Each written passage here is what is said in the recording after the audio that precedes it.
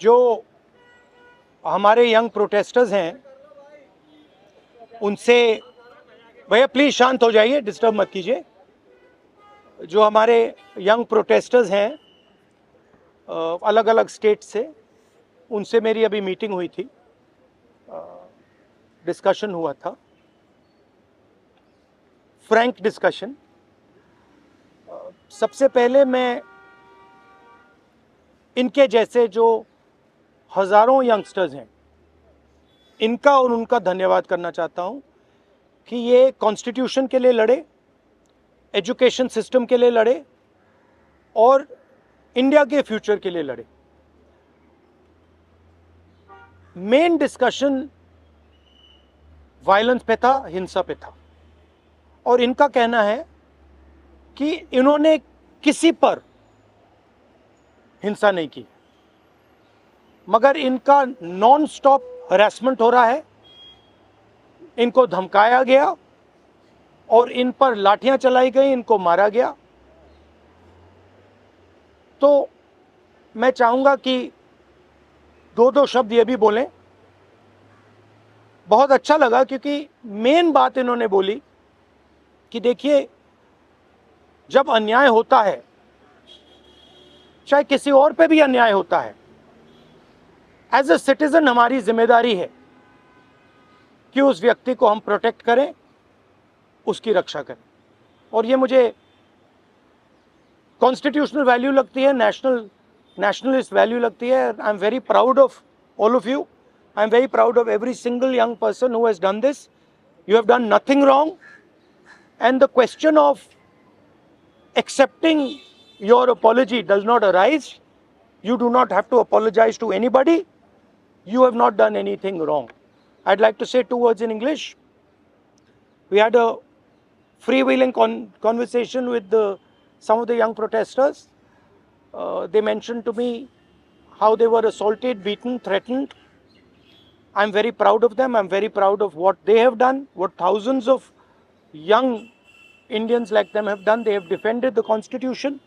They have protected the idea of India. They have protected India's future. Complaining about the education system, which is a flawed system, a collapsing system, a useless system, is not a crime. If anything, the system needs to be changed. It needs to be corrected. And that is all they were asking for. They were not doing violence, they were not being aggressive, they were not being nasty. They were beaten, they were assaulted, they are threatened. Accepting their apology, forcing them first, sending gundas to their house. महिलाओं के घर में गुंडा भेजने के बाद forcibly उनसे apology, 15 साल की बच्ची से अपॉलॉजी लेना और फिर उस अपॉलॉजी को एक्सेप्ट करना, accepting that apology is complete nonsense. We do not accept it. We want a education system that works. We want exam leaks to stop, and we want the future of this country, who is them, to be respected and protected. So would you like to say a word? Talk. Hello everyone, मेरा नाम है रिया अहीर. मैं वो लड़की हूँ जो Mumbai police के सामने आ गई थी. यू गाइस से कि ये वो लड़की है जो वायरल हो गई है, जिन्होंने मुंबई पुलिस को रोका था. बट मैं मीडिया से ये कहना चाहूँगी, मैं वो लड़की हूँ जिन्होंने 20 बच्चों को अनलॉफुली डिटेन होने से रोका था. Please change your narrative, change your perspective. पर जो भी मैंने किया उसकी वजह से मुझे बहुत हरास किया जा रहा है. ट्रोलिंग नहीं बोलूँगी मैं, क्योंकि ये ट्रोलिंग नहीं है, ये क्राइम है. और सिर्फ यही नहीं, जनता ही नहीं बल्कि पार्टी वर्कर्स भी अभी अपने फेसबुक पर पोस्ट लगा रहे हैं, मेरे बारे में गलत बोल रहे हैं कि मैं जो कुछ भी कर रही हूँ 140 रुपीज़ में अपनी बॉडी बेच रही हूँ. सर, आप खुद ही सोचिए, उनके दिमाग में ऐसा कितनी गंदगी भरी रहेगी कि वो ये बोल रहे हैं. 27 को मैंने क्राइम रजिस्टर करवाया था. आज 5 तारीख है, मेरे हाथ में अभी तक FIR नहीं आया है. ना ये बेटियों को पढ़ने दे रहे हैं, ना ये बेटियों को बचने दे रहे हैं. मैं बस आपसे इतना कहना चाहूँगी कि एज मीडिया हमारी सबकी रिस्पॉन्सिबिलिटी होती है कि जिन बच्चों के लिए मैं खड़ी थी अब वो मेरे लिए खड़े हैं. एज ए सिटीजन हमारी भी रिस्पॉन्सिबिलिटी है कि एक दूसरे के लिए हम खड़े रहें. Thank you. एक सेकंड. हेलो, इनके बारे में मैं कहना चाहता हूँ. इनको पैलेट गन इंजरी हुई थी. ये थोड़ा आपको बताएंगे कि कहा जा रहा है कि पैलेट गन यूज नहीं की गई, ये आपको थोड़ा बताएंगे.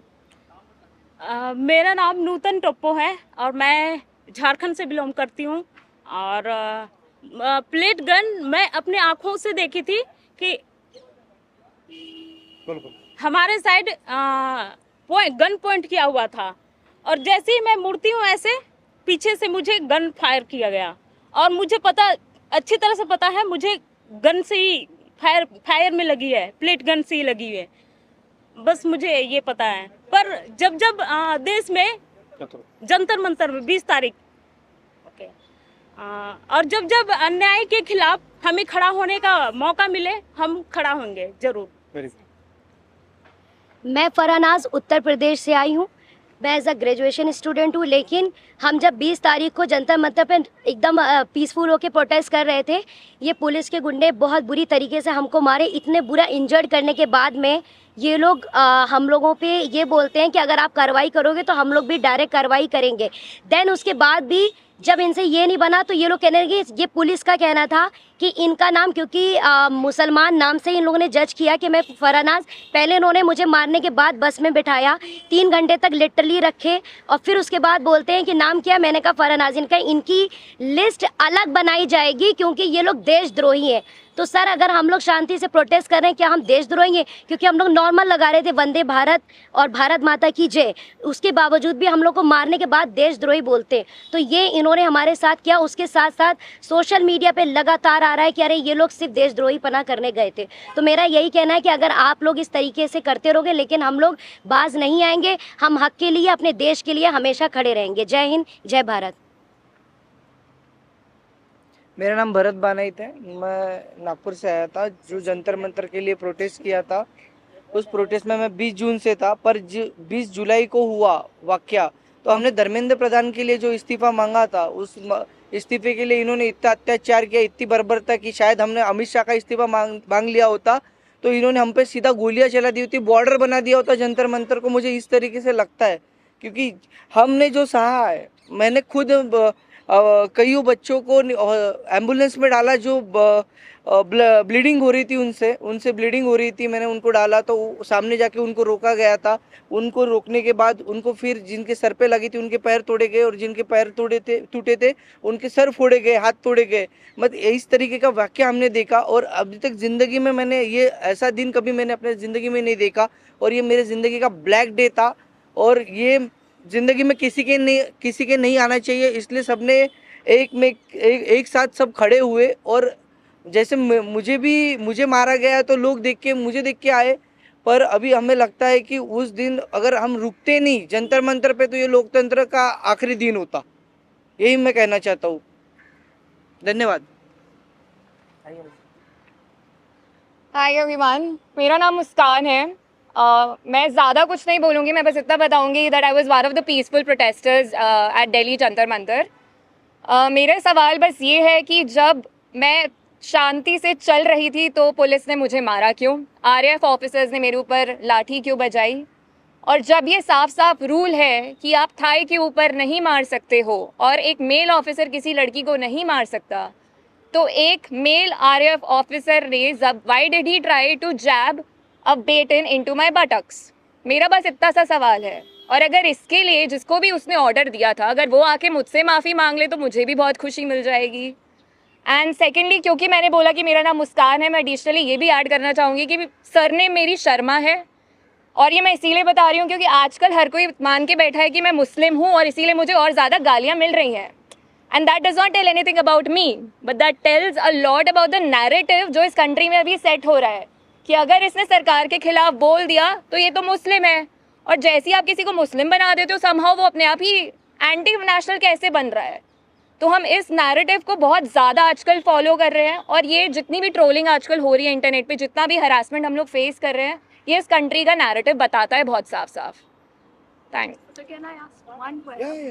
आप सब लोगों से सवाल है कि आप जो है इंटिमिडेट किया जा रहा है, आप पर डराया जा रहा है, आपकी कनेक्शन हो रहा है, even when you are standing here, what makes you standing here? No, but I want to say something else, which is even more powerful. That there are young people who are standing here in front of India's press, but Amit Shah and the Prime Minister don't have the courage to stand here. अगर ये बाहर जाएगा उसके बाद हमें रोज और गालियां पड़ने वाली हैं। They are क्योंकि Indian. कल को मेरे साथ गलत होगा, मेरे साथ कोई आके खड़ा नहीं होगा अगर आज मैं दूसरों के लिए आवाज नहीं उठाऊंगी। और ये ऐसी कंट्री है, टू बी वेरी ऑनेस्ट, जिन लोगों को मेरी सुरक्षा करनी चाहिए उस दिन मैं उन्हीं लोगों से पिट रही हूँ। So as a woman of this country, please tell me where am I suppose to go to for my protection. मुझे बस आप इतना बता दीजिए। Just 1 second. One second. मेरा बस एक सवाल है जो भी ये देख रहा है उनसे, क्या जस्टिस आपको सिर्फ तभी मिल सकता है जब आप कोई कॉन्स्टिट्यूशनल वर्कर हो, या आर्टिकल 14 के हिसाब से जस्टिस सबके लिए इक्वल है? ये मेरा सवाल है। So no, last thing I want to say. 1 second. We're not taking any more questions. Last thing I want to say is that for them to come here, जो आपने बोला, it is an act of courage. It is not easy for them to come here. They are facing harassment, they are facing violence, they are facing torture, and I am very proud that they have the courage to speak so eloquently, so beautifully about what they are feeling. And these are exactly the type of youngsters that this country needs. There's thousands and thousands of them, and I'm extremely proud of what they have done. Final thing, the person who is responsible for this violence, the person who has had the pellet gun fire into this young lady, the person who's had the pellet gun fire into that young man I brought here, the person who has turned the police force against this young lady who's asking for their protection is Mr. Amit Shah. He's the Home Minister of India. He does not have the decency to come to Parliament. He does not have the decency or the courage to comment on what has happened. And there's only two possibilities. One, he did not know that this violence was being carried out on the children, in which case he's incompetent. And two, that he ordered the shooting of the pellet gun, he ordered the violence on these children, on these youngsters, which means he is culpable. Either way, he is responsible. Thank you very much, and thank you very much for coming. All the best. Thank you.